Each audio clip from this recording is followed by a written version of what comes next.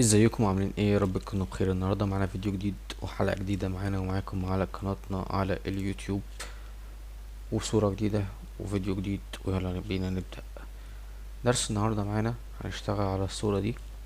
تمام. كل اللي علينا ان احنا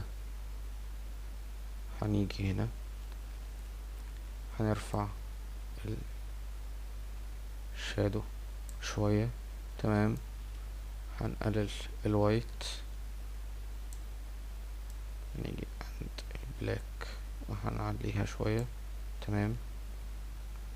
نيجي عند الهايلايت ونغمقها شوية.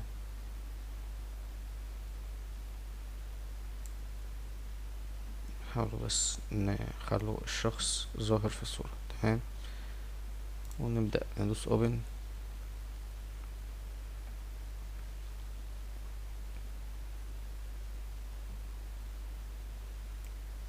نكبر الصورة بتاعتنا بالشكل ده، وهنيجي نعمل دبل لاير زي ما اتعودنا، عشان لو في اي حاجة بوظناها في الصورة زي كده مثلا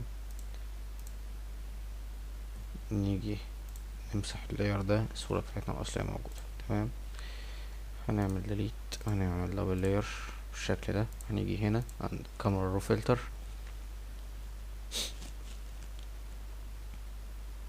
وهنبدأ نختار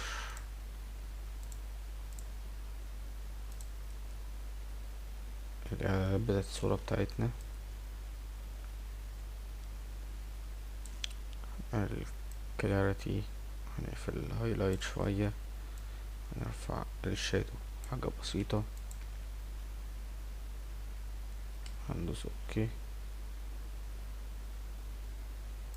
ايدي ايدي جت على الديليت بالغلط، هنعمل كده. تمام. تمام. هندوس اوبن. تمام. هنبدأ نحدد الوش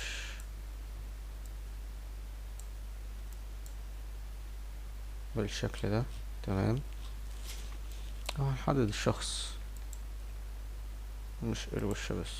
تمام.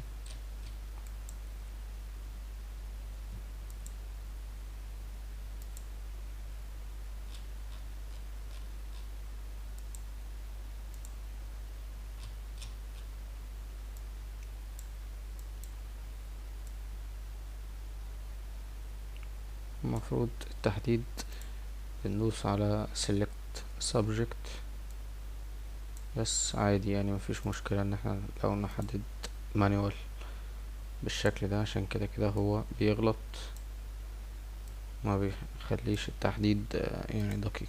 تمام. فاحنا هنحدد بالشكل ده، موضوع بسيط مفيش اي مشكلة يعني، ما بياخدش وقت. نبدأ نصغر الأداة كده، الحتت اللي احنا ما جاتش معانا. تمام.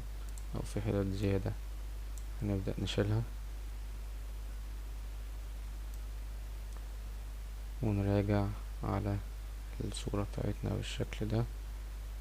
تمام. مفيش غير الحتة دي.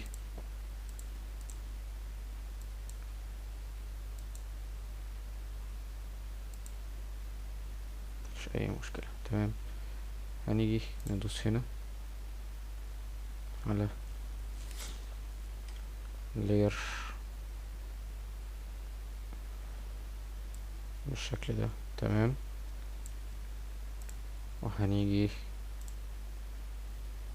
نعمل دبل layer تاني. تمام. بالشكل ده. هنيجي عند كاميرا رو فلتر ونفتح البريستات. هنيجي هنا عند دارك براون، هنيجي نطبق الاعدادات بتاعة البريست اللي معانا. طبعا احنا عكسنا اللاير بالشكل ده عشان هو اتطبق على الشخص. تمام. دوسنا كنترول اي بقى بالشكل ده. تمام. احنا لو عايزين نطبق، احنا عملنا 2 لاير ليه؟ عشان لو عايزين نطبق الاعدادات على الشخص هنا بالشكل ده، هنبدأ نقلل بالشكل ده. تمام. بس هنخلي ده فوق المفروض، يعني اللي هو ايه، هيبدأ يبان معانا. بس احنا ما عملناش نفس البريست على اللاير، فاحنا تعالى نعمله كده.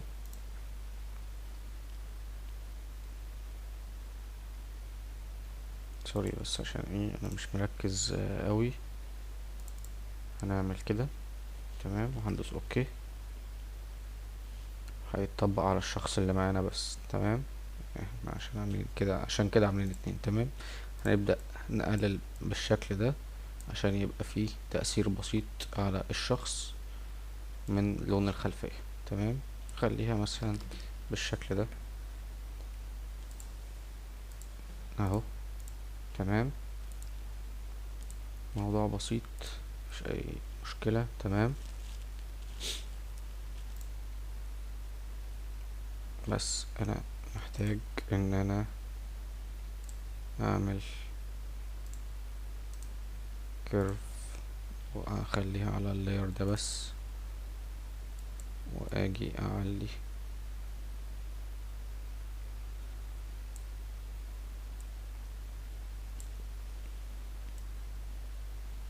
الاضاءة بتاعت الشخص كده.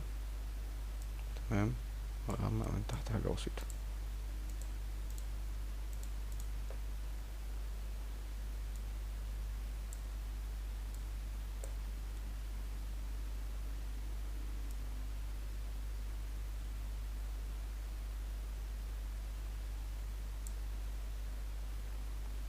لو في اي حاجة من التحديد اللي احنا عملناه لسه ما ظبطتش، هنعكس اللاير بتاعنا وهنيجي من هنا وهنعمل كده. مفيش اي مشكلة. سوري، يعني هنقف على اللاير ده كده، هنعمل كده. تمام. بس هنعكسه اهو. تمام. بس مفيش اي مشكلة، الموضوع بسيط ومش بياخد وقت. تمام. هنيجي نظبط الخلفية بتاعتنا.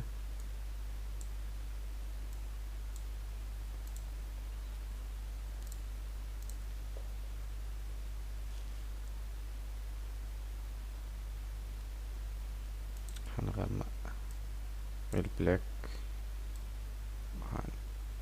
هنقلل الوايت شوية والشادو هايلايت. تمام. نرفع الاكسبوجر حاجة بسيطة